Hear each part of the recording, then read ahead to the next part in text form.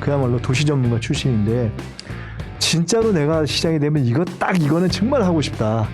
그런 게 하나만 있으면 큰일 납니다. 아니, 하나만. 아니요. 그렇게 얘기하면 안 됩니다. 아니. 제가 그런 식으로 나오는 후보가 잘못됐기 때문에 여태까지 너무너무 잘못된 시장들이 내가 왜 나와요. 그걸 여쭤보냐면 왜냐하면 그래서 바보같이 오세훈도 한강 르네상스 같은 거 나왔기 때문에 쓸데없이 거기에 함몰돼가지고 다른 얘기한 거예요. 이렇게 하나만 얘기하면 안 되고요. 제가 얘기하겠습니다. 너무 하도 쓸데없는 질문을 하시길래 제가 그랬어요. 알겠어. 릴렉스.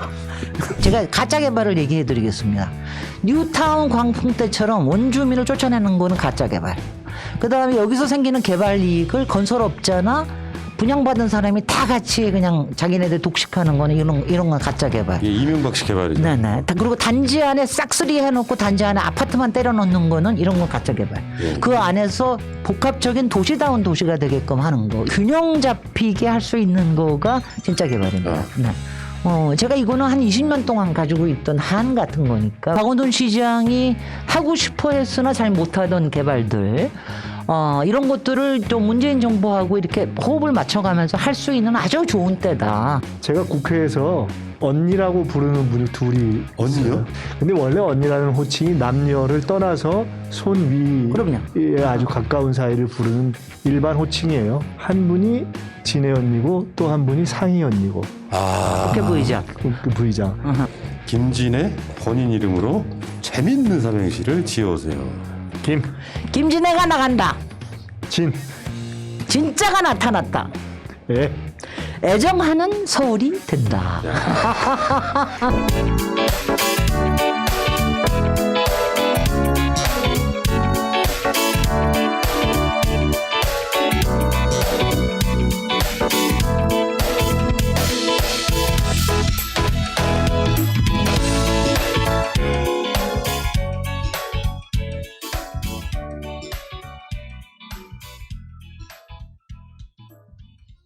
마이크 들어왔어요? 여기는 왜 이렇게 항상 마이크를 앞으로 하라고 그래요? 아, 딴 데보다. 마이크가 별로 통로가 안 안 좋았습니다. 예. 아니 우리는 이렇게 하고도 다 하는데 아. 왜 여기 오늘 슈퍼챗을 좀 많이 쏴주십시오. 저기 방송 시작하기 전에 목 좀 푸시라고. 네. 으뜸 농부의 유기농 도라지 배청 다 유기농이에요. 네. 전달이요. 네, 고맙습니다. 여기 조금만 왼쪽에 네. 왼쪽 위에 조금만 터시면 되겠네. 이거 드시고 하세요. 마스크 네. 잠깐만 벗고. 네. 그건 거의 예의가 아닌 것 같아서. 하루 종일 마스크 쓰니까 힘들어 죽겠네, 진짜. 자, 근데 그것도 조금 있으니까 저기 되더라고. 아유 좋다. 처음에는 너무 싫더니 네, 이제는 이거 조금만 추워지니까 이걸 안 쓰니까 네, 그래. 뭔가가 아쉬워. 예, 맞습니다. 자, 우리도 확진자가 나올 수 있다는 위기감 때문에. 지난번에 여기 마스크를 우상호 의원님 나온 거 보니까 되게 재미없더라. 예, 이게 원래 예능 방송인데 막 재밌게 빵빵 터트려주고 가셔야 글쎄 되는데. 말이야. 그래가지고 저 얼마 올려드릴까? 슈퍼챗. 먹고 갈 떠나가지고 응. 그냥 예, 멘붕이 돼가지고. 예. 왜요? 아니 분위기가 그날 저거 한 날이었잖아. 뭐 한 날이야? 윤석열. 아 그날 24일이었어요. 예, 그날이었어요. 알겠습니다. 자, 시작 한번 해볼까요? 시작합니다. 숨쉬는 것도 정치다. 시즌2 더더더 프로젝트 14회 방송입니다. 더 많이 만나보고 더 많이 다퉈보고 더 많이 솔직해보는 시간. 정치는 재밌다. 정치 예능 지향 방송 더더더 프로젝트. 오늘도 고민 해결사로 김인석 의원 나오셨습니다. 어서 오십시오. 안녕하세요. 반갑습니다. 올해 지금 보건복지위원회 다 마감했죠, 사실은. 네. 예. 마이크 좀 이렇게 아니 좀 뭐 가깝게 완전히 대시고. 마감은 아닌데 네. 국회가 아직 남기는 했는데 뭐 저희는 인사청문회까지 다 하고 일단 네. 이번 국회는 더 모일 것 같지는 않습니다. 청문 보고서까지 채택하는 그 유능함 어디서 나옵니까? 네, 제일 먼저 채택했습니다. 뭔가 두루두루 뭔가를 잘하시는 것 같아요. 아이 뭐 또 왜 이러세요? 이슈의 한가운데 안 있으니까 그렇지. 야, 벌써 시작부터 재밌다 이거. 알겠습니다. 여기 정치 예능이라는 거 처음 알았습니다. 그렇습니까? 예. 자, 이렇게 하십시오. 이렇게 하시면은 오늘 대박. 자, 아. 자, 김진애 의원 소개해드리겠습니다. 네, 안녕하세요. 김진혜입니다. 정치 예능이라는 거 처음 알았으니까 저의 그 예능기를 충분히 발휘하도록 노력하겠습니다. 예, 기대하겠습니다. 예. 김진애 의원 소개를 좀 길게 해드릴 텐데요. 이분은 소개할 게 너무 많아. 그러니까 그래서 뭐 소개를 좀 해드릴게요. 네. 자, 이화 여중고 졸업, 서울대 공대 건축학과 졸업. 이 당시에 아마 유일한 여성이었을 거예요. 미국 MIT대 건축학 석사, MIT대 도시계획 박사. 그러니까 새날에 나오는 우리 마차님이 닮고 싶어하는 이런 여성상이시고요. 다음에 경력을 한번 말씀드리겠습니다. 미국 타임지 선정 21세기 세계 리더 100인 중 유일한 한국인 1994년 제8회 의정대상 국회의원 부문 2010년 훈장도 받으셨어요. 국민훈장 동백장. 다음에 2003년에 대한민국 여성 리더 100인의 경향신문 선정되신 분이고요. 다음에 경기도 군포시 시민상 이거는 소개를 뭐 굳이 할 필요도 없을 것 같은데 왜냐하면 너무 소개할 게 많아가지고 행정신수도 기본계획 하신 분이고요. 3번 신도시 도시설계 하신 분이고요. 지하도시 개발구상 하신 분이고요. 부산 수영정보단지 마스터플랜 하신 분이고요. 인사동길 설계하신 분이십니다. 그리고 저한테 보내주신 자랑거리는 20대에는 서울대 공대 건축학과 동기 중 유일한 여학생으로 졸업했다. 30대에는 미국 MIT대 유학에서 도시계획 박사를 취득했다. 40대에는 미 타임지가 꼽은 1994년 21세기 리더 100인 중 유일한 한국인이었다. 50대에는 4대강 사업의 진실을 최전선에서 파헤친 국회의원이었다. 이제 60대가 돼서 경험과 연륜은 쌓였고 제 별명처럼 김진 에너지는 충만하다 이렇게 말씀하셨습니다. 야, 이게 자기가 써 주신 거예요? 이거는 저기 야, 이거 본인이 보도자료예요. 써주면서 이렇게 써주시기 참 쉽지 않은데. 이거 보도자료고 제가 이제 책을 많이 냈잖아요. 근데 책 앞에도 잘 써야 이게 팔리거든. 그래서 제가 그때 옛날부터 카피를 만들어 뒀던 거를 요번에 이제 잘 썼죠. 그렇죠. 아주. 18대, 21대 국회의원. 그러니까 18대 하시고 19대, 20대 패싱 하시고 21대 들어오셨는데 우리 김민석 의원에 비하면 아무것도 아니죠. 절반밖에 안 됩니다. 절반. 반값입니다. 반값. 현재 열린민주당 원내대표시고요. 네. 의원님이 보시기에 우리 김진애 의원은 어떤 분이십니까? 좋은 분이죠. 재밌죠. 네. 시원시원하고. 저렇게만 사람이고. 끝나면은요 별게 없는 것이고 그 다음 이야기가 기대되는데요. 아니 정말 저는 뭐 계속 좋은 기억만 있어요. 제가 국회에서 언니라고 부르는 분이 둘이 언니요? 있어요. 언니라고. 근데 원래 언니라는 호칭이 남녀를 떠나서 손 그럼요. 위에 아주 가까운 사이를 부르는 일반 호칭이에요. 근데 제가 언니라고 부르는 분이 둘이 있는데 한 분이 진애 언니고 또 한 분이 상희 언니고. 국회 부의장. 그 부의장. 그렇게 셋이 언제였어요? 2010년 그때가 잠깐 당에 있을 때 아니 그게 그때 언제였냐면은 친했어요. 2008년인데 2008년 이제 8년부터 10년까지 18대 총선할 때 제가 그때 이제 비례대표 후보 17번이었어요. 그런데 이제 그때 뭐 항상 기획단장 아닙니까? 여기도 또 총선 선거 기획단장, 지금도 이제 서울시 보궐선거 기획단장 하시는데 그 단장을 맡으셨어요. 그래서 예. 저희가 선거운동을 같이 했습니다. 근데 저는 사실 그때 처음 만났어요. 예. 그전에는 한 번도 모르던 분인데 그래가지고 그때 이제 만났는데 우리가 뭐 특별한 저기가 아니라 뭐 저는 이렇게 얘기를 합니다. 그냥 왜 프로는 프로를 알아본다고 그러죠. 그러니까 그 좋아하건 싫어하건 간에 하여튼 간에 서로 이제 뭐를 알아봤고 그다음부터 제가 18대 그 이제 하면서 이럴 때 물어봤습니다. 정치적으로 뭔가 필요할 때 어떻게 하면 좋겠습니까? 이럴 때. 가령 제가 처음에 나가서 이제 이 선서를 하면서 처음에 그 제가 승계를 했기 때문에 선서를 하면서 나가서 얘기할 기회가 있었거든요. 예. 그래서 그 얘기할 기회가 있을 때 어떻게 했으면 좋겠냐. 왜냐하면 그때가 만약 국회의원으로 처음으로 등단하고 대중에 나오는 거거든요. 그래서 또 제 그 코치를 받아들여서 이분하고 당시에 다음 TV에서 한 50만 뷰를 만들었던 그거였습니다. 또 세게 깠죠. 뭐 4대강 사업 그러시네. 까고 뉴타운 까고 이명박 문제 MB 까고 그랬었습니다. 근데 이게 연류 올라가 보면요. 네. 김민석 의원이 네.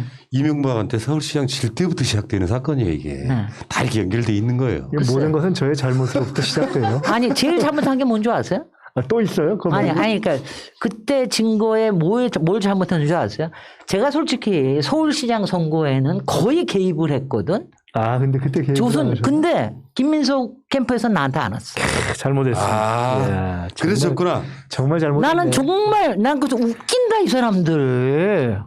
이런 생각했어요. 정말 왜냐하면 저는 고건시장하고 굉장히 각별하게 여러 일들을 했는데 저는 이제 고건시장이 제일 잘못한 게 재선을 안 한 거라고 생각을 했거든요. 왜냐 그때 나왔어야 됩니다. 근데 이제 고건시장은 대통령 그때 되고 우리가 싶어가지고. 나오시라고 그렇게 했는데 근데 본인이 안 하신 나왔어요. 거예요. 그 대통령 근데 그게 안 나온 이유도 뭔 줄 알아요. 경선 하자고 그러는데 경선에서 김민석이한테 떨어질까 봐 안 나오신 거예요. 아니 전혀 아니에요. 이건 정말 잘못된 얘기예요. 아니 그럴 것 같다고. 전혀 아니고 아, 제가 그때 고건시장 다시 나오시라고 굉장히 여러 번 찾아갔었어요. 그리고 그때 고건시장이 나오면 되는데 뭐 여기서 밝힐 수 없는 이유로 네.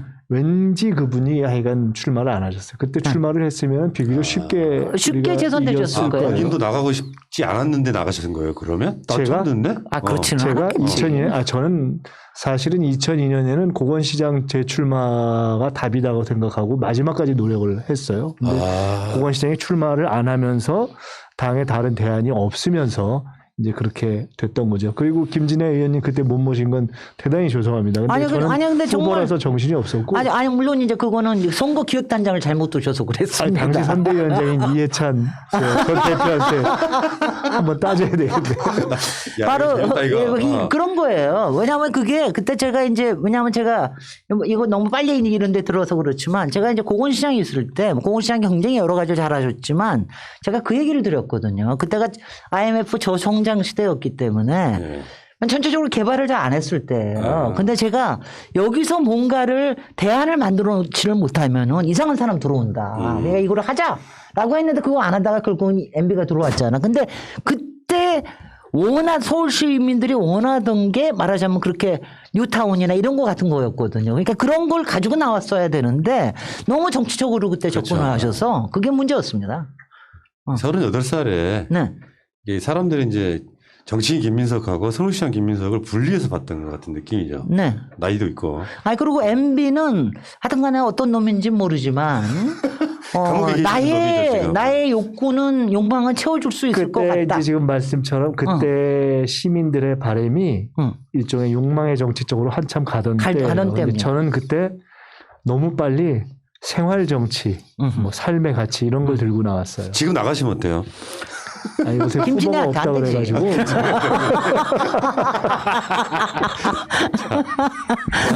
어쨌건 지금 그렇게 저렇게 다 그런 사이들이시구나. 그러니까 지금 김진애 의원이 그 당시에 서울시장 선거에 개입을 했다면 역사가 바뀌었을 수도 있겠네요. 지금 이문국이 감옥이 없을 수도 있겠네요. 아니 꼭 그러시면 그때 가가지고 하면은 싸우다가 내가 쫓겨났겠지. 자, 알겠습니다. 이런 분이십니다. 이런 분과 함께 오늘 방송 재밌게 한번 시작해 볼게요. 자, 일단 뭐 현안 중에 하나가 사실 언론상에서 변창흠 국토부 장관 엄청나게 때렸잖아요. 네. 그러니까 그분이 갖고 있는 어떤 본질적인 것들은 이야기하지 않고 그 예전에 했던 그 막말 비슷한 것들 끌어와서 낭만시키려고 엄청 노력을 했는데 결국에는 문 대통령이 변창흠 장관이 예전에 했던 것은 잘못한 거 맞아 하면서 임명을 했단 말이에요. 근데 변창흠 국토부 장관에 대해서 본인이 가치관이 잘 맞는다 이렇게 말씀하신 이유가 있을 것 같아요. 아니 근데 이건 게 그러니까 민주 진보 진영 쪽에서 그러니까 실용주의 노선을 갖거나 개발이 필요하다고 얘기하는 사람들이 잘 없어요. 그렇게 하면은 다 두들겨 맞습니다. 네. 그런데 이제 변창흠 교수하고 저하고는 그러니까 한 15년 정도 된 인연인데 왜냐하면 우리는 항상 대안을 얘기를 해야 된다. 그러니까 제가 그걸 진짜 개발이라고 얘기를 하는 건데 여러 가지 이익을 만족시킬 수 있으면서 적극적으로 재생에 나서야 된다라고 하는 주의예요. 그래서 거기에 필요한 여러 가지 지원들, 그다음에 도시계획하는 거는 이런 거를 하자고 저희들은 그리고 솔직히는 뭐 또 얘기합니다만은 박원순 시장한테 그걸 쫄랐죠. 박원순 시장이 제가 그래서 박원순 시장의 이게 이제 제약이라고 보는데 이제 한계인데요. 굉장히 디테일에 강하시고 생활 정치에 강하시고 그다음에 복지와 문화와 환경과 역사 이런 거에 강하시지만 이른바 빅 플랜이나 빅 액션에 대한 거는 항상 좀 주저하시는 거예요. 그래서 그런 거를 저는 그러니까 변참 뭐 그때 SH 사장이었고 저도 그렇고 뭐 여러 가지 해서 얘기하는데 그런 게 잘 안 됐던 게 지금 그런 게 필요한 시대가 되지 않았습니까? 그러니까 마침 국토부 장관도 됐으니까 제가 국토의 위원으로 있든 아니면 서울시장이 되든 좀 합을 맞춰서 이걸 제대로 하는 걸 해보려고 그럽니다. 근데 저 같은 경우에는 뭐 이런 거예요.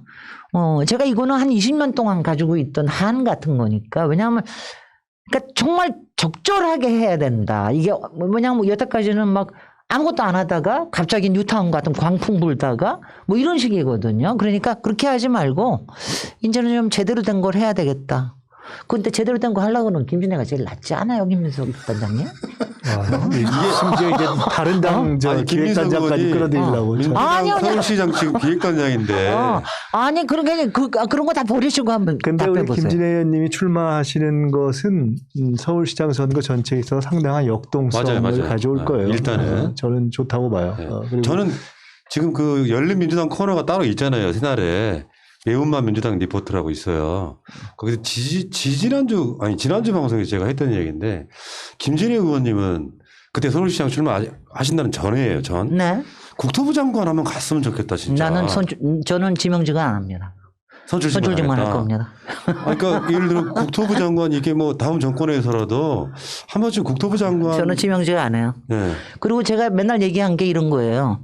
사실은 부동산 때문에 항상 우리가 문제가 되는 게 많지만 실제로 부동산이라고 하는 세 가지가 맞아야 돼요. 금융정책, 조세정책, 그다음에 개발정책, 주택정책 이게 세 개가 맞물려야 되는데 우리나라는 이게 많은 조세나 금융 이런 거는 기재부 쪽에서 갖고 있으면서 맨 앞에다가 희생양으로 국토부를 앞에다 놔둬. 그래서 국토부를 뭐가 문제가 있으면 국토부 장관만 잘라. 그래서 제가 이제 지난번에 법사위에서 그 기재부 장관하고 국토부 장관하고 나와서 제가 이 문제를 제기를 했어요.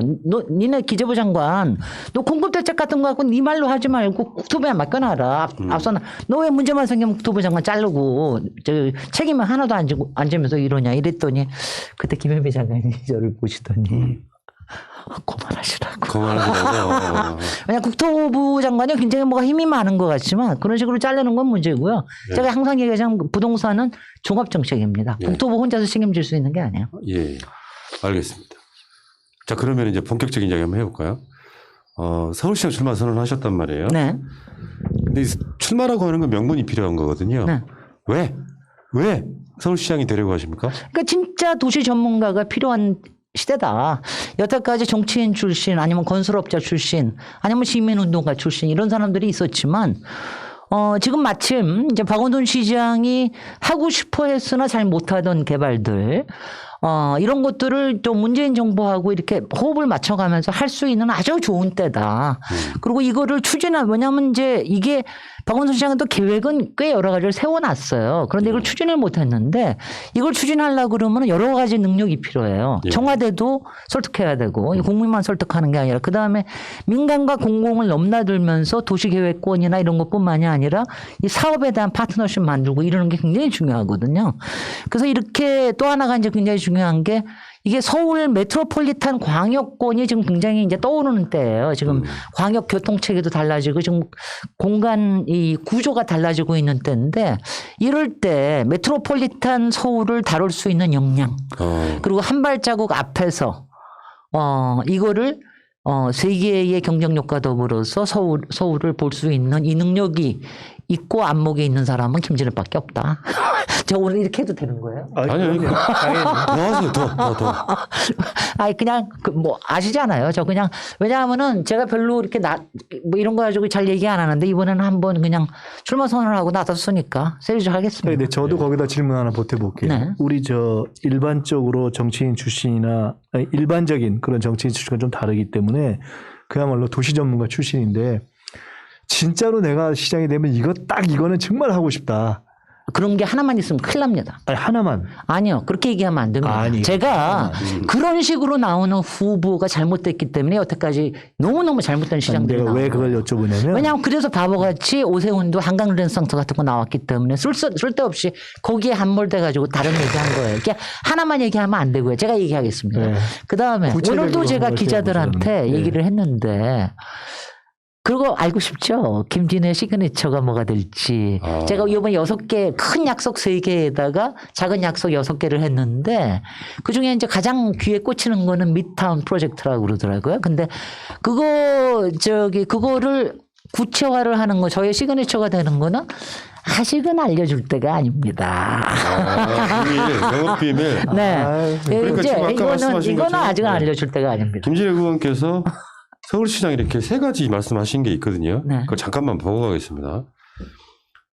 최초의 도시 전문가 출신 서울시장이 될 것이다. 이거 굉장히 좀 의미가 있다고 봐요. 도시 전문가가 시장하는 거. 그러니까 지금까지 정치인들이 시장을 주로 해왔고요.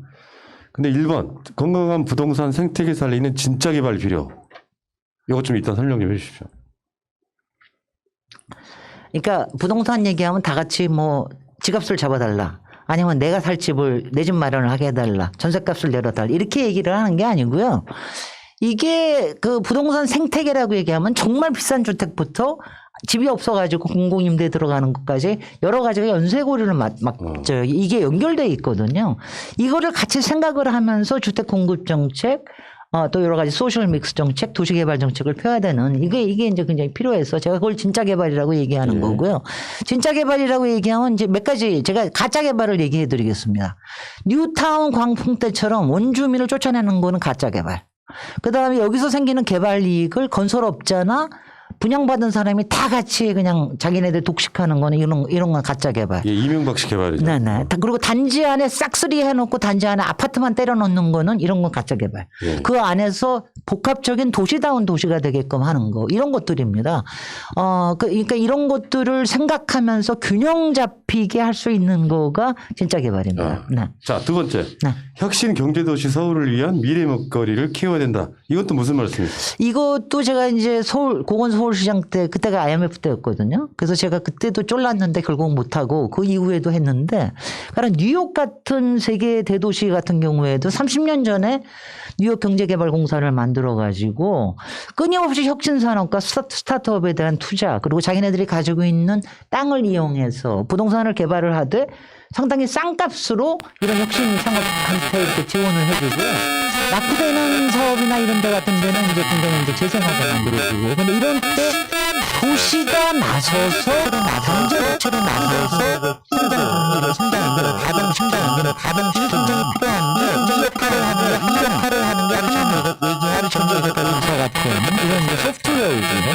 또 하나는 지금 서울이 고건시장이 만든 고건시장이 만든 상암 BMC하고 최근에 박원순 시장 시절에 추진한 마곡 산업단지 외에는 두드러진 성장 거점이 없어요. 이 성장 거점을 만들어내는 게 굉장히 중요한데 박원순 시장이 몇 개를 하려고 그러다가 추진을 못했거든요. 그래서 저는 그거를 제대로 추진할 수 있다. 그래서 그 공간과 그다음에 기구 이 2가지를 생각을 해서 왜냐하면 서울은요. 그냥 아파트만 보인다고 도시가 되는 게 아니거든요. 지금 이제 집값 문제가 하도 크니까 자꾸 아파트 얘기하지만 진짜로 도시가 살아나가려고 그러면은 도시에 일자리를 계속해서 만들어주는 경제가 돌아갈 수 있게 하는 거. 이게 굉장히 중요한데 그리고 서울은 이게 대한민국의 수도나 제일도시일 뿐만이 아니라 이제 세계도시하고 견주어야 되는 거거든요. 그래서 그런 부분에서 뭐 역할을 하는 게 좀 그리고 뭐 아시겠습니다만은 저는 아까 저를 소개하는데 제가 오랫동안 민간 사이드에서 일을 해왔습니다. 그리고 공공에서는 주로 공공위원회를 통해서 일을 해서 민간과 공공을 넘나들면서 이런 생리를 알기 때문에 이거를 꼭 필요하다고 생각을 합니다. 예, 다음에 오아시스 서울 시대로 포스트 코로나 서울 가꿔야 된다. 네. 이것도 무슨 말씀입니까? 어렵다 이거. 뭐가 어려워요? 네. 그냥 포스트 코로나 시대의 도시가 어때야 되는지는 굉장히 많은 얘기가 있죠. 한쪽에서는 고밀도 해야 되고 한쪽에서는 숨통을 튀어야 되고. 근데 제가 오아시스라고 얘기한 거는 제가 이제 한 달 전에 자가격리했어요.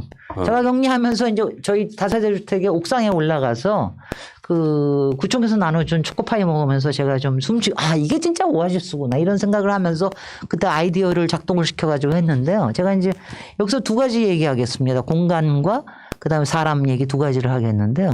제가 한명숙 시장 후보 때 제가 공약을 만들어서 드린 게 10분 동네예요. 그러니까 10분 동네에서 여러 가지가 해결될 수 있게 하자. 그렇게 해서 드렸는데 한명숙 시장은 이제 못 되셨지만 그 박원순 시장이 이걸 받아들였어요. 그래서 10분 동네를 했는데 이걸 적극적으로 못 하셨습니다. 그래서 이게 어디 특정한 공원이나 산이나 강해를 가지 않고 자기 생활 주변에서 오아시스를 발견하는 동네를 만들어야 된다라는 게 하나고요. 이건 생활권 계획에서 해야 되는 거고요. 또 하나는 이제 이게 돌봄 플랫폼 서비스라고 제가 얘기를 하는데 다돌봄이 굉장히 많이 필요한 대도시거든요. 이게 코로나 때문만도 아니고 그리고 1인 가구도 많이 생겨지고 가구 규모도 줄어들고 그래서 여기서 공공 돌봄을 그 플랫폼식으로 운영을 하면서 이거를 필요한 돌봄들을 어떻게 해줄까. 이게 다만 이게 돌봐주는 것뿐만이 아니고 이게 무한한 일자리를 만들어내는 겁니다. 이게 4차 산업시대나 AI가 절대로 할 수 없는 사람이 줄 수 있는 돌봄 서비스. 이걸 만드는 게 필요하다. 이 얘기입니다. 어려운 거 하나도 없습니다. 저 옆에 계시는 분이 네. 민주당 서울시장 기획단장이니까 네. 다 가져가도 돼. 근데요, 제가 여기서 기획단장님께 하나 말씀드리면은 기획단장님이 어떤 일을 하시는 건지 제가 또 뭐 밀정을 통해서 많이 듣고 있는데요. 또 거기 밀정까지 파견하셨어요? 그럼요. 모든 건 비밀이 없어요. 그런데 이거는 굉장히 중요한 것 같아요. 왜냐하면 이제 민주당은 굉장히 사람들이 많잖아요. 네. 안에 뭐 시의회 조직도 있고 네. 여러 가지 조직도 있고 그러는데 이게 조그만 아이디어를 가령 시의원을 통해서 모아서 아니면 각 자치구마다 이걸 모아서 조합한다고 좋은 공약이 만들어지는 건 아니라는 것. 그럼요. 이거는 그럼요. 제가 좀 강조를 드리고 싶습니다. 그럼요. 네. 그 민주당에서 지금 두 가지 방식으로 접근을 하고 있는데 하나는 그러니까 다양한 의견을 모으는 것이 하나가 있고 네. 지금 말씀하신 것처럼 결국은 그 전체 그림을 계속 고민한 사람에게서 나오는 또 거기서만 나오는 네. 일종의 크리에이티브가 있죠. 네. 그 두 개를 같이 가야 되고 결국은 그 큰 그림은 그래도 역시 이제 후보로 직접 돼서 뛸 분들이 자기 머릿속에서 오랫동안 고민하고 숙성된 것을 종합해서 나오는 것이 굉장히 중요해요. 그럼 25년 고민한 사람이 좋지 않겠어요? 좋아. 기승전 김진애. 자, 어째 고민 많이 하셨네요. 보니까. 예. 자, 이제 일종의 이제 출사표랑은 다르게 진짜 서울시장이 되신다면 네.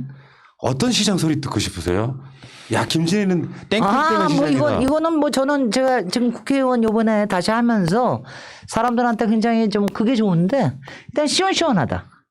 시원하다. 시원하다. 그 다음에 이 사람이 참 좀 웃긴다. 이런 표현하면 좀 뭐냐. 되게 이제 같이 웃고 싶다라고 하는 그런 거 좀 유쾌한 시장이 되고 싶다라는 건 있어요. 네. 시원시원하고 그러면서 제가 이제 요번에 갓마더라는 얘기를 했는데 이 사람한테 일을 맡기면은 그냥 내가 좀 걱정을 안 해도 되겠다라고 하는 좀 믿어온 사람 이런 사람이 굉장히 필요한 것 같아요. 근데 시원시원한 건 굉장히 필요할 것 같습니다. 박원순 시장이 별로 시원시원하지 못했기 때문에 시장님 그러신 분이 있었죠. 네. 좀 좀 답답하다고 씩씩하지 그럴게요. 않고 저는 그래서 제가 이제 캐치프레이즈 중에 하나가 시원시원하고 씩씩하고 유쾌한 서울시장이 되겠다. 예. 나 이런 얘기를 하죠. 예. 저는 언니 리더십 이런 느낌 있잖아요. 찐 언니. 찐 언니. 막 뭐랄까 느낌적으로 답답하지가 않고 네. 또 인간적으로 따뜻해. 막 보살피는 능력도 있지만 뭔가 아젠다 또 하나 끌고 가는 하려면 건 쎄. 막 쎄. 네, 그런 게 있죠. 근데 이제 사실은 이런 부분이 있거든요. 이제 이 소수 정당한테는 단일화 이야기 나오면 사실 결례라고 생각이 들어요. 왜냐하면 시작도 안 했는데 단일화 이야기 먼저 할 수는 없고. 뭐 그것도 시원시원하게. 시원시원하게. 그러니까 최선을 다한 뒤에 내가 뭐 어떤 상황인지 나중에 가서 판단해도 되는데 최근에 지금 김진애 의원님이 짜증내신 게 그거 있잖아요. 출마 선언 바로 하자마자 비례대표 언제 물러날 할래 이런 소리 하시면 진짜 결례인 거죠. 아이고, 그거는 기자들이 워낙 수준이 낮았고, 그 다음에 저 질문할 줄을 모르니까. 근데 그 질문했던 기자가 오늘 저하고 점심을 먹었는데 여러 기자들하고 점심 먹어서 뭐 하는 얘기가 뭔지 아세요? 너무 죄송해요. 제가 김진애 의원님 팬인데. 그리고 제가 저 출사표 던지는 걸 듣고 있는 동안에 자기가 가슴이 설렜는데 그런 질문해서 근데 그 위에 데스크에서 이런 질문 하라고 그러는데 어떡하냐. 그래가지고 질문했다 뭐 그러더라고요. 사실 답이 뻔한 거라서 네. 그 부분은 지금 질문하지 않겠습니다. 네. 의미가 없고 최선을 다하는데 결과를 보시면 되는 거니까. 자 그러면은 김진애 제가 본인의 옷들을 좀 벗겠습니다. 예. 네. 우리 의원님 본인의 강점 또는 약점 한번 차갑게 한번 분석 한번 해보실래요? 그런 거를 왜 지금 그걸 왜 질문하세요?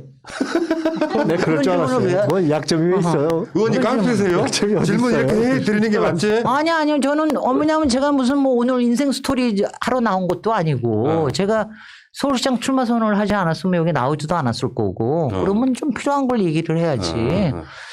제가 그래도 이제 이럴 때 자기 세일즈는 해야 되니까.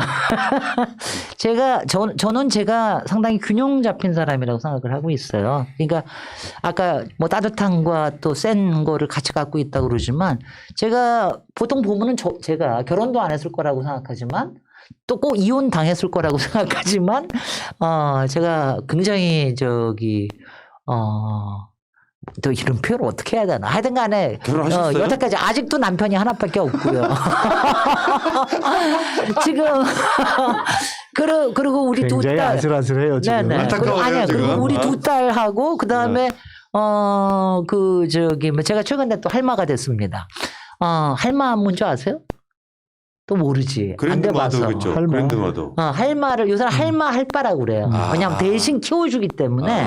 그래서 할마 할바라고 그래서 할마가 돼서 그래서 굉장히 기분 좋고요. 그 다음에는 이제 제가 결점이라고 얘기를 하면은 제가 유일하게 제가 인정하는 결점이 있어요. 제가 지루한 걸 참 못 참아합니다. 지루한 제가 이제 국회에서도 가끔 제가 이제 세게 얘기할 때가 똑같은 얘기 지루하게 또 하고 또 하고 또 하면은 제가 지루해져 가지고 제가 이제 뭐 세게 얘기를 하게 되는 지루한 걸 참 못 참는 스타일이에요. 그다음에 뭐 장점이 엄청나게 많지. 집요하지. 끈기 있지. 그다음에 달랠 줄도 알지. 위협할 줄도 알지. 윽박지를 줄도 알지. 설득할 줄도 알지. 목소리도 좋지, 얼굴도 예쁘지, 키도 아니, 크지. 키는 안 커요. 근데 저는 제가 중요하게 생각하는 건 이런 거예요. 일을 해내기 위해서 필요한 거는 어느 때나 해야 된다. 그거는 특히 리더가 되면은 이렇게 나서서 이걸 해야 되는데 그게 제가 뭐 솔직히 여태까지 가진 거 없이 민간에서 살아남을 수 있는 이유가 뭐였겠어요? 그거지. 그런 거가 있고요. 그다음에 또 뭐가 있을까? 제가 저 자신을 칭찬하는 거, 딴 사람들이 하는 거는 제가 이 얘기를 많이 합니다. 제가 제 인생에서 앞으로 무엇을 할지 모르지만 재미나게는 해드릴게요. 제가 이런 표현을 많이 하는데 제가 그냥 평소에 가지고 있는 게 사람들을 유쾌하게 해주고 싶고 사람들을 기운내게 해주고 싶고 이런 게 기본적인 동기가 있어서 그게 아마 저의 굉장히 긍정 에너지가 저의 가장 큰 장점이 아닐까 이런 생각은 해요. 이건 우리 남편이 인정한 거예요. 근데 갑자기 저 물어보고 싶은 게 생겼어요. 네. 굉장히 긍정 에너지잖아요. 유쾌하고 씩씩하고 그 이른바 사람들이 이야기했던 좌절, 시련, 어려웠던 거 뭐 그런 때가 있어요? 당연히 있었죠. 근데 언제예요? 이거는요. 제일 힘든 게?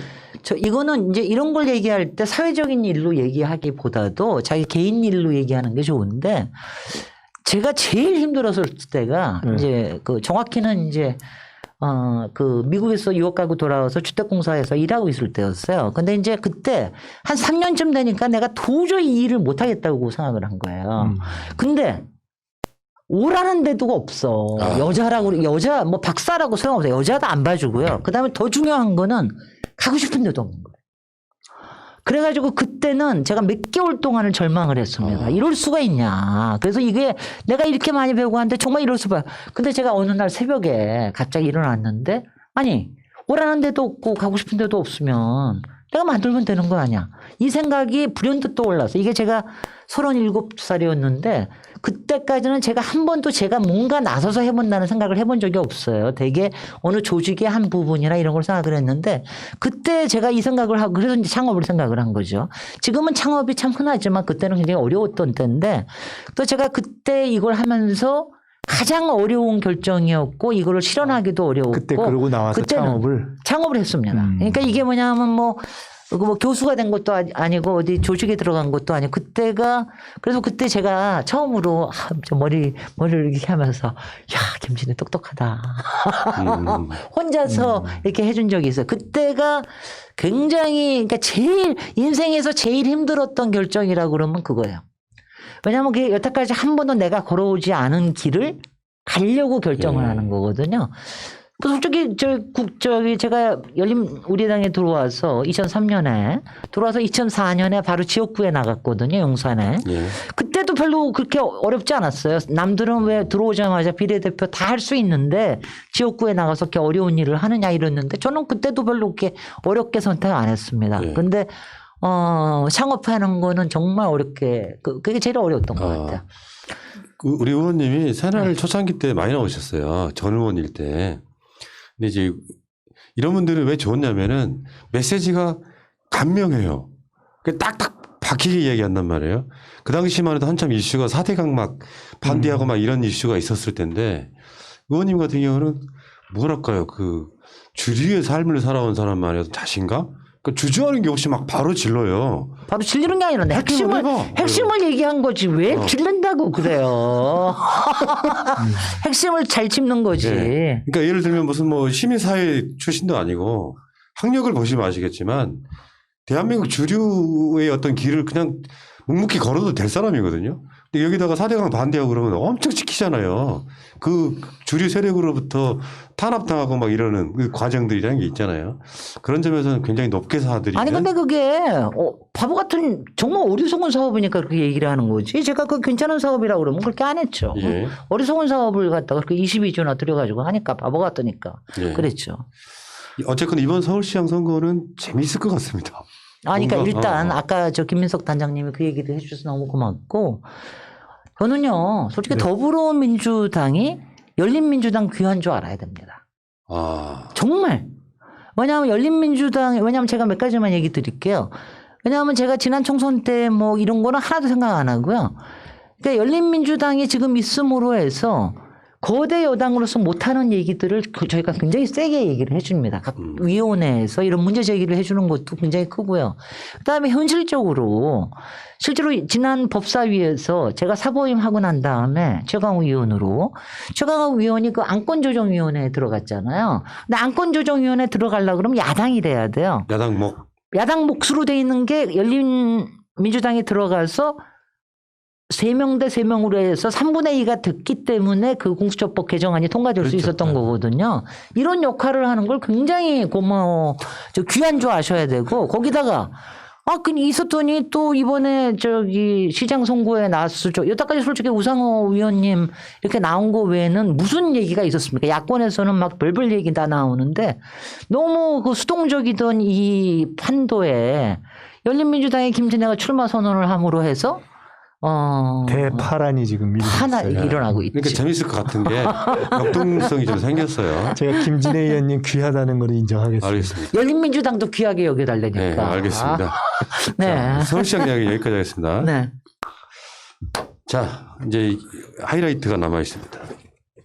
김진애 본인 이름으로 재밌는 삼행시를 지어오세요.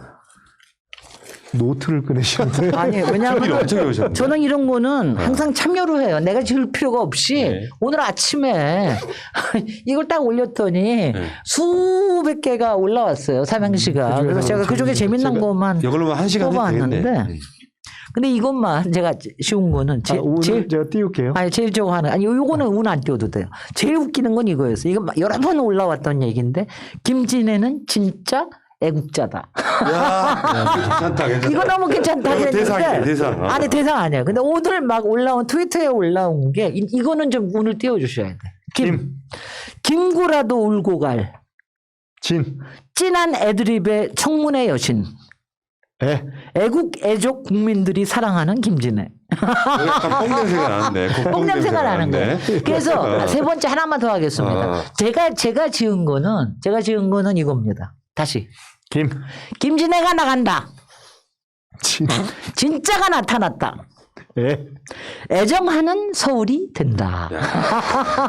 요거는 저 SNS 요건 제가 그대로 써도 되겠어요. 이거 선거 구호로. SNS 물어보셨어요? 아니 그 위에 거는 SNS에 아침에 올렸죠. 나 새나라 나가는데 삼행시 지오래니까 여러분의 집단 지성이 필요합니다. 했더니 막 수백 개 올라왔어요. 야, 재밌다. 전 첫 번째가 제일 재밌는데.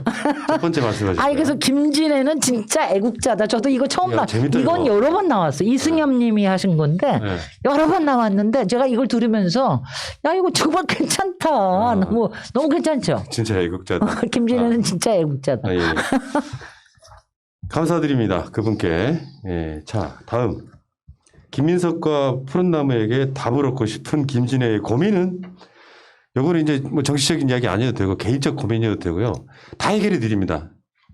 들어보겠습니다. 제가 왜 이거는 준비를 안 해왔는데요? 예. 지금은 당장 생각해내세요. 그럼 조금 다른 거 먼저 하시고서 네. 그동안 준비하겠습니다. 알겠습니다. 네. 그러면은 어. 지금 다시 국토위로 오셨지만 네. 사실 김진애 의원한테 법사위라고 하는 것이 여러 가지 면에서 저는 의미가 있었다고 봐요. 우리가 방송을 꾸준히 이야기했으니까. 도시 전문가 김진애에게 법사위란 어떤 곳이었습니까? 아니 제가 이제 법사위에서 제가 일단은 얻은 별명들이 너무 많아요. 법사위 하면서 일단 김진 에어컨이라는 별명을 얻었고요. 너무 시원시원하다고. 김진애 에어컨. 그다음에 김진 에스킹도 얻었습니다. 맨날 손 들고 질문한다고. 그다음에 김진 M이라는 별명도 얻었어요. M이 제가 M이? 지난번에 어떤 저기 그 성형 중독으로 거기에서 그 수술 사고로 죽은 그 어머님을 제가 이렇게 대신해서 법무부 장관에 질의를 해줬거든요. 그랬더니 그것 때문에 애미, 어머니. 그래서 그런 것도 들었고요. 김진 에이스 뭐 굉장히 많이 들었고요. 그래서 이런 별명들이 많아진 거. 제가 원래 저 별명은 김진 에너지인데. 김진애 에너지. 네. 근데 이제 그 여러 별명을 얻어서 아마 에어컨을 제일 많이 생각을 하시는 것 같고요. 솔직히 저는 제가 제 인생에서 굉장히 시나리오를 많이 써보는 사람인데 제가 법사위에 갈 거라는 시나리오는 한 번도 써본 적이 없습니다. 그랬을 것 같아요. 왜냐하면 저는 국방위에 간다는 것까지 생각했던 사람이에요. 왜냐하면 국방위도 내가 할 수 있는 분야다. 이렇게 생각을 했는데 법사위는 한 번도 생각을 안 했어요. 근데 이제 하여튼 여러 가지 뭐 사연 때문에 법사위를 했는데 딱 제가 웃기는 게 법사위에 세 번째를 하고서 나오는데 제가 우리 보좌관한테 그랬어요. 야, 나 법사위 체질인 것 같아. 제가 이거 뭐냐면 제가 법사위에 계속 있으면서 제가 에피소드를 하나 얘기 드리면 제가 이제 고3 때 제가 건축과 간다고 처음 얘기했잖아요. 그러면 그때는 여자가 무슨 공대냐, 건축가 뭐 이러면서 이제 사막에서 난리를 말리는데 그때 우리 엄마가 가서 사주를 보고 왔어요. 사주를 보고 왔는데 제 사주에 칼이 들어있다는 거예요. 칼이. 그래서 칼. 두 가지를 옵션을 주는 거야. 의대를 가서 외과 의사가 되든가 법대를 가서 뭐 검사가 되든 하여튼 간에 그 두 가지로 옵션을 주는데 두 가지는 내가 절대로 싫어하는 거고 그래서 내가 속으로 웃긴다 그래서 그리고 잊어먹고 있었는데 제가 요번에 법사위를 계속해서 하면서 보니까 정말 내 안에 있는요.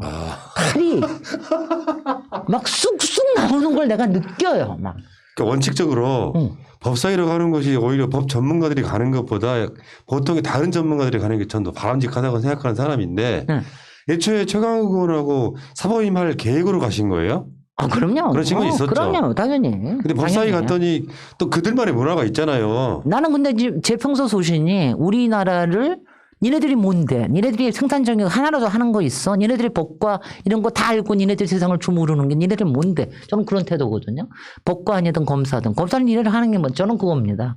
그래서 저는 지금 정치에도 국회에도 법조 출신이 너무 많다라는 거. 이거는 우리나라의 굉장히 비생산성을 보여준다. 그다음에 그렇기 때문에 바로 검찰 개혁을 해야 된다.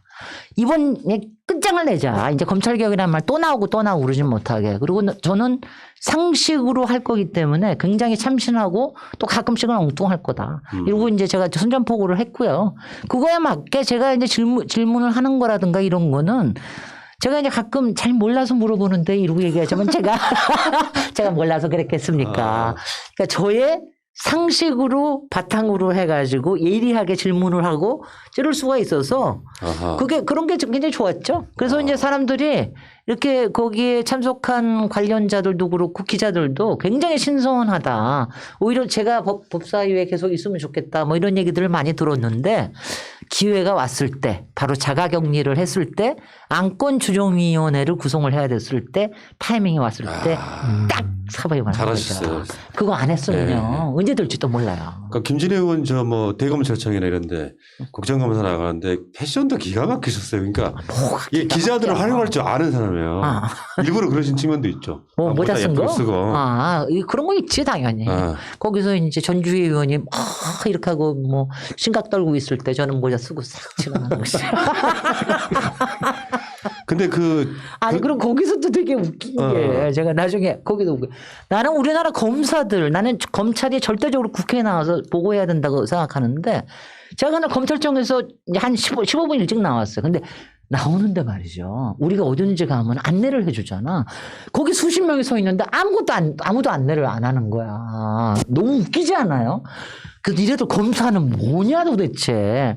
나를 엘리베이터 홀로 안내를 해줘야 될 거 아니야. 그러니까 다른 비관기관은 다 하는데 검찰 어디나 합니다. 어디서나 하고 화장실 가십니까? 그럼 화장실로 안내해주고. 손님이 왔는데 당연히 더군다나 이거는 저 국감위원이 온 거 아니야. 국민의 대표를 위해서. 그런데 니네들이 뻗쩍하게 서 있는 거야. 그래서 니네들 제발 좀 기본적인 사회생활 하는 걸 좀 배우십시오. 제가 또 한마디 하고 나왔지. 왜 그 비슷한 건으로 검찰총장만 국회에 나와서 이렇게 안 하잖아요 또. 그것 때문에 문제가 있었잖아요. 보고를 안 하는.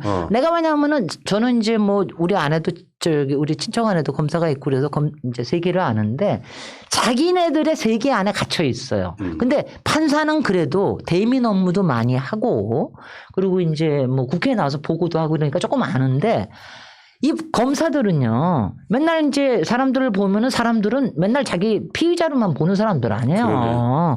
사람으로 안 보이는 거야 도대체. 그 다음에 이 국회에 나오면은 사실 국민에 대한 공직자의 자세로 나와야 되는 거 아니에요. 근데 그런 게 없으니까 내가 정말 그렇게 다 검사가 모이는 걸 처음 봤는데 다들 너무들 어색해하는 거 있지. 그러니까 뭐냐면 여기 나와 있는 게 너무 어색한 거예요. 판사들도 김진애 그렇고. 의원님한테만 어색해요. 아니요. 다 같이 그러니까 뭔가 대답을 할 때 했을 때 굉장히 왜냐하면 사실 보통 검사들은 굉장히 엘리트로 이렇게 얌전하게 생겼고요. 말도 바르게 하고 이런 사람이거든요. 윤석열이 좀 이상한 돌연변이고 보통 그런데 이런 사람들이 굉장히 수줍어 하듯이 얘기를 해요. 근데 그 모습이 바로 뭐냐 하면은 칼을 속에 감추고 있는 거예요. 그게 딱 보이더라고요. 그 법사위 일어난 사건을 한번 여쭤볼게요. 네. 그 김태흠 의원의 쿠쿡 사건. 그 손가락 사건은 그거는 법사위가 아니고 저기였어요. 운영이요. 국회 운영위원회였어요. 국회 제 손가락으로 제 등을 찌르고 난 다음에 제가 이제 굉장히 심하게 반응을 하지 않았습니까? 결국 사과를 받아냈는데 김태흠은 그 다음에 퇴장했어요. 그 김태흠 운영위에서 그 나갔어요. 양반은 저번에 그 다른 분 우리 그 게스트 나오셨을 때도 자기가 더 형인 것처럼 얘기했다. 김태흠이 그 저기였던가요? 김경엽 의원보다 한 살 지금 아래인데 초선인 줄 알고 김태흠은 있었다. 그러니까 우리나라 남자들의 50대 중반 이상의 남자들은 이 세상의 모든 여자는 자기보다 낫다고 생각해. 그러니까 김진애 의원이 초선인 걸로 알고 있었던 거예요. 아니 자기보다 어리거나 낫거나 이렇게 생각을 하고 그러니까 김진애가 얼마나 무서운 사람인가를 모르는 거지. 그러니까 상대에 대한 공부를 안 해요. 그 김태흠이 그중에서도 대표적인 사람이고. 그래서 제가 김태흠을 정확하게 쪼갰고요. 그 다음에 법사위에서는 제가 김도읍 간사가 저를 아주 눈도 안 마주쳤죠. 왜냐하면 제가 김도읍 간사를 법리 논리로 이겼거든요. 왜냐하면 이게 우리가 그때 법제처장이 재산 문제가 조금 있었어요. 그랬더니 이 사람이 모든 자료를 갖다 자기한테 달래는 거야. 근데 법제처장은 그걸 주겠다는 거야. 그래서 나는 그런 건 못 참는다. 너 여기가 인사청문회도 아니고 이렇게 개인적인 자료, 가족의 재산에 관련된 자료를 왜 직접 내냐. 법제처장 너 왜 여기서 낸다고 그러냐. 너는 여기서 만약 이걸 내면 앞으로 관행을 만드는 거다. 김도욱 간사님 여기에 법에 어디에 그런 걸 내놓을 수 있게 돼 있습니까? 그래가지고 제가 그거에서 이겼어요. 그쪽 국회의원들을 보면요. 김진애 의원이 그래서 김도욱 의원이 그만둔다고 했구나. 그래서 그러니까 제가 그만둔다니까 좋았을 거야. 아니 그래서 국회 그 국토위에서도 그러고 제가 국토위에서는 이제 마피아 운운하니까 또 그러니까 조금 무서워합니다. 근데 이게 좋은 것 같아. 나이를 먹으니까 거기다가 재선이 되니까 좋아. 무서운 것도 있고. 무서운 것도 있고. 그런 스타일 아니세요? 그러니까 나 이딴 거 안 해도 상관없다 정도의 어떤 그 배포 이런 네. 것들이 본인을 그렇게 세게 만드는 거 그리고 아니에요? 못 참는 거는 못 참겠는 거야 도대체. 못 참는 걸 얘기할 수 있다니까요. 네. 도대체 왜 남들은 그런 거 얘기 지적을 안 하냐고. 왜 지적을 해요? 왜? 혹시 그런 자부심 있는 거 아닙니까? 나 MIT 나온 여자야 뭐 이런 느낌? 당연하죠. 이게 말하자면요. 제가 이거 얘기하겠습니다. 국힘당이 저를 무시 못하는 이유는 제가 가방끈이 길기도 하기 때문입니다. 이 여자는 뭐라고 얘기할 수가 없는 거야. 가방끈도 길지. 독립적으로 살아왔지. 특별한 비리가 있는 것 같지 않지. 그러니까 기껏해서 다주택자. 제가 다세대 주택에 사는 거 그거 하나 얘기할 거 외에는 할 말이 없는 거야. 그러니까는 어떡할 거야 이 여자를 도대체. 멘트 자판기 같지 않으세요? 이게 꾹 누르면은 내가 500원 넣었는데 만원어치가 나와 막 이렇게. 저는 워낙 관용이 큽니다.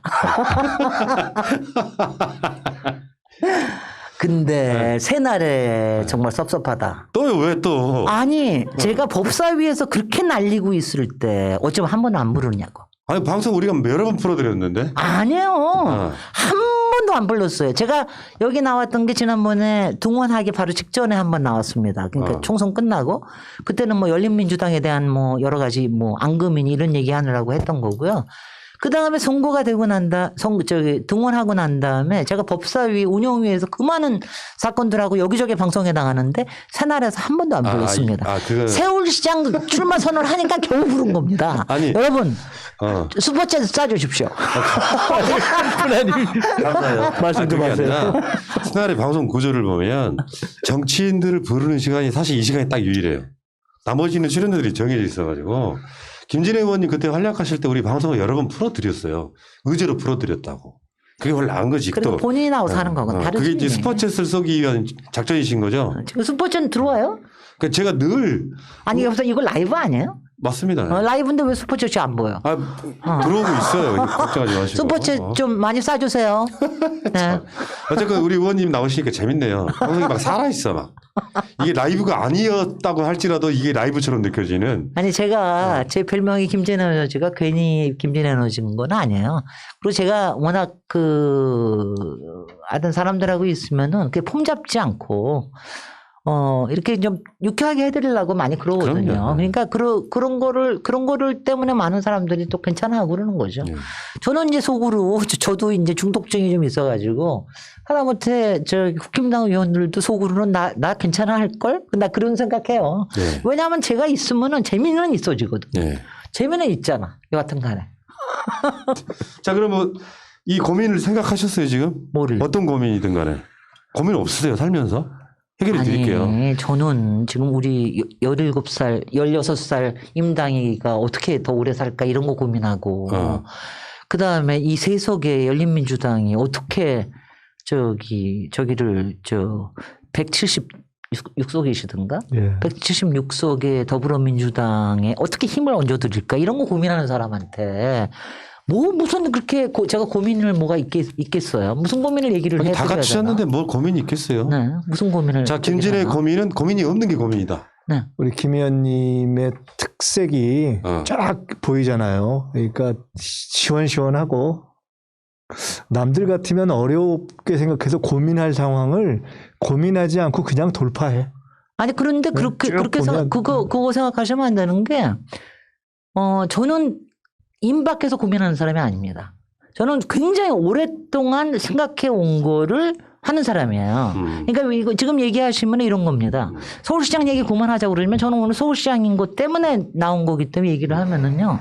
제가 2003년에 열린우리당에 창당할 때 들어왔을 때 그때 열린우리당에서 다 같이 그 얘기했어요. 서울시장으로 저 사람 모셔왔다. 그런데 제가 그때 비례대표 마다하고 제가 지역에 용산에 나가서 떨어졌어요. 당에서 아무도 신경 안 쓰더라고 정말. 아무도 돌봐주는 게 없어. 그러고 나서 2008년에 비례대표 그것도 앞번호에 4대 사업 때문에 앞번호 예정이 됐다가 17번으로 밀렸어요. 겨우겨우 1년 10개월 만에 승계해가지고 들어가서 4대 사업 했습니다. 맞아, 그렇죠.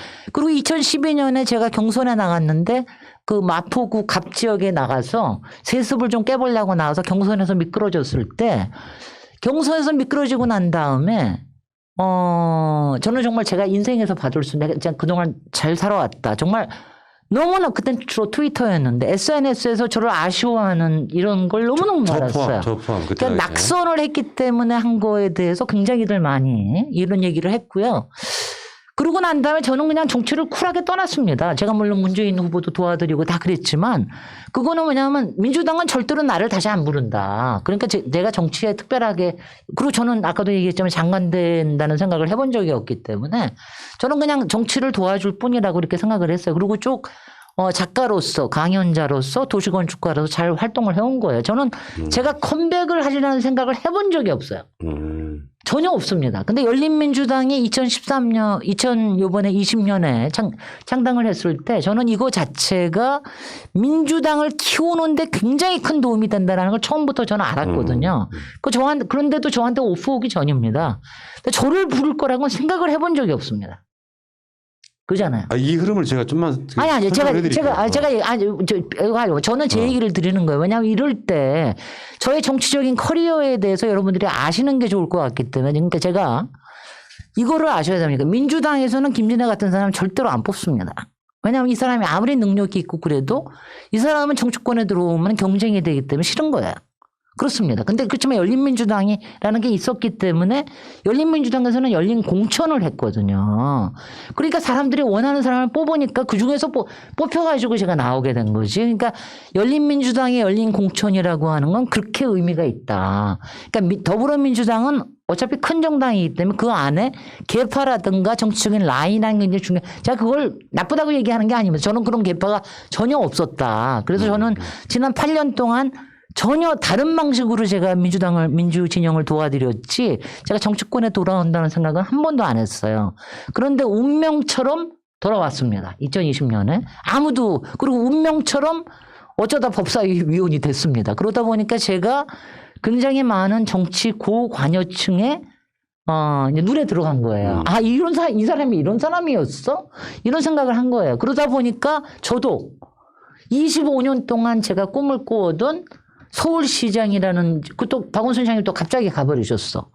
그러니까 이럴 때 이건 충분히 나서볼 만하다. 그리고 이거는 이게 또 다시 나한테 다가온 운명일 수도 있겠다. 네. 그래서 이번에 풀 에너지를 써야 되겠다. 이런 얘기를 하는 겁니다.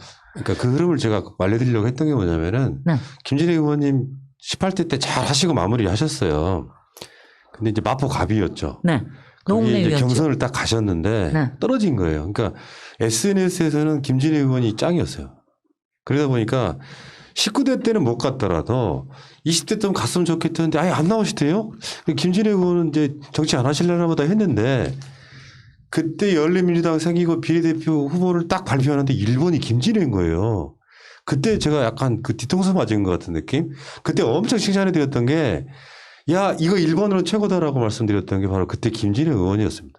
그러니까 그 트위터라든지 SNS에서 그 당시에 김진애 어디 갔어? 김진애 왜 경선 안 됐지 하는 그 아쉬움들이 수년 전에 있었던 것을 다시 한번 그 비리로 올라가시는 거 보면서 깜짝 놀라셨다는 말씀 드리는 거예요. 네. 그래서 그동안도 다시 정치해라, 나와라, 뭐 이런 얘기 제가 4년 만에 왜 안 들었겠습니까? 근데 저는 제가 현실 정치권이라는 걸 너무나 잘 알기 때문에 저는 그 공천에 들어가가지고 제가 난리를 치고 하는 것보다는 내가 국회의원 안 해도 사회에 기여할 수 있는 일은 굉장히 많다. 그렇게 해서 제가 생각을 한 거고요. 제가 이렇게 저는 16년 만에 그래서 제가 와서 저는 8년 만에 돌아갔다가 제가 막 자랑을 했더니 저는 16년 만이에요.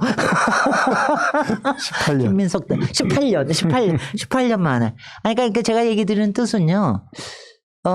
이른바 정치권이라고 하는 게 이렇게 굉장히 그 안에서 살아남기가 힘듭니다. 그래서 그 안에서 상당히 독특한 인재가 살아남기가 굉장히 힘이 들고요.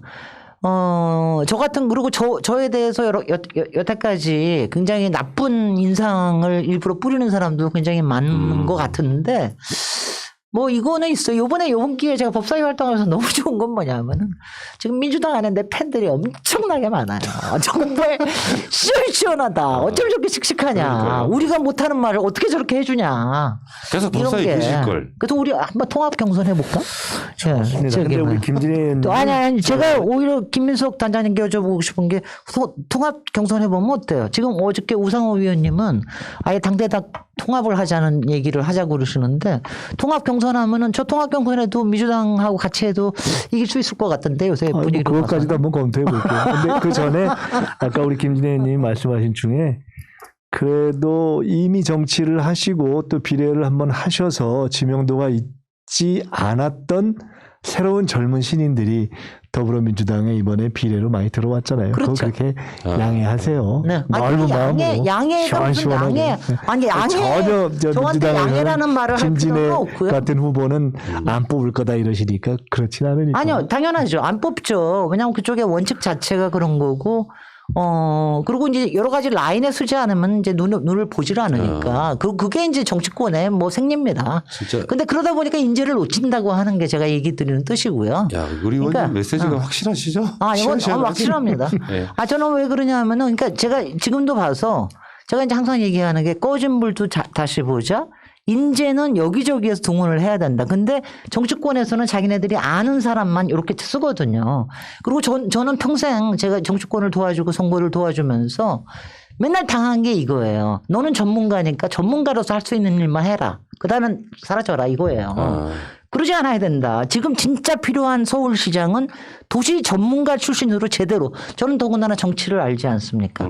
이런 걸 했을 때 이런 사람으로 할 수가 있다라고 하는 생각을 정치권에서 어떻게든지 살아남고 여기저기 붙으면서 살아남은 사람보다도 앞으로 여기저기에다가 나눠주려고 하는 사람보다도 정말 시민들이 원하는 사람은 이렇게 개파 없고 자기의 목적 뚜렷하고 가치관 있고 자기를 다 바쳐서 일을 하려고 하는 이런 단련된 사람이 필요하다. 이런 얘기를 오케이. 저는 좀 하고 알겠습니다. 싶습니다. 자, 마지막 질문 한번. 왜냐하면 너무 가볼게요. 하도 쓸데없는 질문을 하시길래 제가 그랬어요. 알겠어. 릴렉스. 자, 진짜 중요한 질문이고요. 궁서체로 답해 주십시오. 네. 의원님이 생각하는 정치란 무엇입니까? 정치란 제가 정확히 얘기를 했는데 변화에 대한 희망이라는 게 정치예요. 그러니까 정치가 왜 꼭 필요한 건 정치는 이제 알게 모르게 우리 인생에 영향을 미치는데 사람들은 정치가 자기하고 관계 없다고 그러지만 정치가 없으면 우리가 변화할 거를 꿈을 꿔볼 수 자체가 없다. 그래서 변화에 대한 희망이 정치다 바로. 그래서 그거를 만드는 거에 대해서는 우리가 계속 관심을 가져야 된다. 이런 얘기를 하고 싶습니다. 변화에 대한 희망. 네. 이게 정치다. 네. 훌륭하십니다. 왜냐하면 대한민국 사회가 어떤 완벽한 사회가 아니기 때문에 완벽을 향해 가는 과정이죠. 사실 정치는. 완벽은 없어요. 이 세상에. 네. 계속 그 변화해야 향해 가는 되는 과정이죠. 네. 계속해서 변화해야 되는 거니까요. 네. 네. 야, 의원님은 진짜 이게 나이가 연세가 드실수록 저 한 7, 8년 전에 만났을 때보다 더 세지셨어요, 느낌이. 비결이 뭐예요? 김진 에너지. 김진애지. 언제까지 이러실 거예요? 제가 이제 40대 초반에 제가 이제 손점을 한번 본 적이 있는데 이거 뭐 손점이 아니고 뭐라고 그러죠? 근데 그 사람이 손금, 그러더라고요. 손금을 보는데 그 사람이 그러더라고요. 제가 그때 좀 이제 너무 일을 많이 하고 힘이 들어서 이제 어떨까 하고 했더니 제가 대개 92에서 95살까지 사는데 죽기 3시간 전까지 신발 신고 있대요. 잠깐만 봐도 돼요. 아니 이거 제가 마음대로 좀 보세요. 알거든요. 그래서 그 얘기를 진짜네? 해서 진짜예요? 네. 진짜예요? 그래서 나는 뭔지 모르지만 하여튼간에 왜냐하면 네가 바쁜 거를 너의 그냥 운명이다. 어쩔 수 없다. 그걸 받아들여라. 그리고 항상 웃어라. 그 얘기를 그때 그 손금 보는 분이 얘기해 주신 게 저희 인생에도 굉장히 많이 도움이 됐습니다. 그러니까 오늘까지 열심히 일하시다가 네. 굉장히 행복하게 돌아가셨거든요. 난 그게 우리 아버님이 지금 96이신데 네. 지금도 도시에 산책을 다니시거든요. 그러다 길에서 쓰러져서 죽을 수 있으면 너무 좋죠.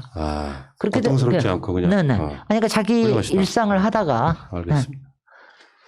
자, 오늘 그 김민석 의원 보시기에 어떠셨어요? 아니, 저 김민석 김진애 의원님한테- 의원님 마지막 말이 굉장히 와닿았어요. 네. 변화에 대한 희망 이런 얘기 하셨는데 변화에 대한 희망을 네. 보통 뭐 말로 풀거나 정책으로 풀거나 뭐 여러 가지 이렇게 하잖아요. 근데 김진애 의원 자신이 변화에 대한 희망을 주는 게 뭘까 생각해 봤는데 에너지인 것 같아. 이 사람이 그 자체가 주는 긍정적인 에너지가 있잖아요. 그래서 우리 김진애 의원님이 사람들에게도 그렇고 정치에도 그렇고 민주당에게도 그렇고 이번 서울 시민들에게도 에너지 역할을 하실 수 있겠구나 하는 생각이 들었어요. 거기에 1등급입니다. 에너지 1등급. 에너지. 아니, 결국 정치가 에너지지 뭐. 본인에서 나오는 저런 뿜어 나오는 긍정적 에너지. 네. 좋습니다. 그래서 제가 고민은 아니고 제가 김민석 단장님께 질문 하나 드리면은요. 그 질문이자 부탁일 수도 있는데 네. 저는 이제 더불어민주당이 지금 거대 여당이라고 그래서 너무 이렇게 너무 이렇게 만약 움츠러드시거나 너무 세상에 편안해 보이거나 아니면 좀 비둔하다거나 이런 게 좀 없이 이번 기회 더구나 굉장히 위기 상황이기 때문에 특히 이제 기획단장님이시면은 이게 뭐 이렇게 내가 이 선거를 어떻게 해야지 이거 하나뿐만이 아니라 당에 대해서 이게 어떤 모멘텀을 만들어야 되느냐. 어떤 그런 거에 대해서 나름대로 생각을 갖고 계신 게 있는지 그걸 좀 여쭤보고 싶습니다. 그거 뭐 아까 질문 겸 부탁 당부 겸 말씀하셨으니까 그냥 그건 당부로 받아들이고 아까 통합 경선 말씀하셨는데 저는 아까 무슨 생각했냐면 어떻게 보면 지금 푸른나무님이 우리 이 프로그램 자체에서 이미 그 과정의 하나를 실현하고 있는 것이 아닌가 하는 생각이 지난주 3호 들었어요. 박영성 장관 조만간 나오실 거예요. 이런 과정에서 이렇게 사람들이 듣고 우리 지지자들이 말씀을 들으면서 자연스럽게 흐름이 형성돼 가지 않을까 하는 생각이 들어서 그걸 조금 더 형식화하는 여러 가지 방법에 대해서는 저는 다 열어놓고 있어요. 박영선 장관님이 여기 고정이셨어요? 오, 그거는 굉장히 좋네. 지금도 소통하고 있어요. 네. 언제 나오실지. 네. 박영선 장관에 대해서 제가 가졌던 이미지하고 많이 다르네. 네. 선배이기도 하고 뭐 그런 과정이 있어가지고요. 자, 어쨌건 간에 오늘 김진애 의원님하고 이런 경우 인터뷰가 힘든 게 뭐냐면요. 압도돼 갖고 말도 잘 못하는 것 같고 우리가 사회 보시는 느낌 이런 거 있잖아요. 이런 분이 시장하셔야죠. 아니 근데 그거 지금 그렇게 얘기하시는 것도 조금 이제 뭐가 판단하시는 좋게 받아들이세요. 안 받아들이세요. 아니 왜냐하면 이거예요. 그러니까 우리가 어떤 저기에나 이렇게 왜냐하면 저기 열린민주당은 굉장히 힘듭니다. 작은 정당이고 저희가 이걸 꾸려가기 자체가 굉장히 힘이 들어요. 그리고 이런 결단을 한 게 제가 오늘 유쾌하게 얘기한다고 그래서 이게 어렵지 않다고 생각하시면 아닙니다. 굉장히 어렵고요.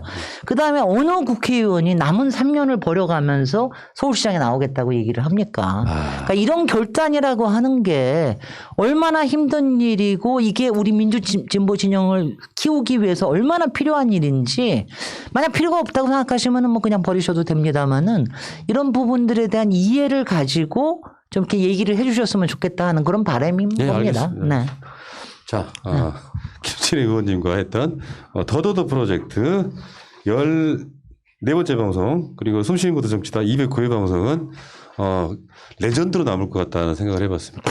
이게 이제 몇 달 후에 이 방송을 다시 보시면은 이게 왜 내뒀는지를 아시게 될 거예요. 전 그렇게 생각하고요. 자, 오늘 방송 마칠게요. 고맙습니다. 새해 복 많이 받으십시오. 감사합니다. 안녕. 현재로 저들을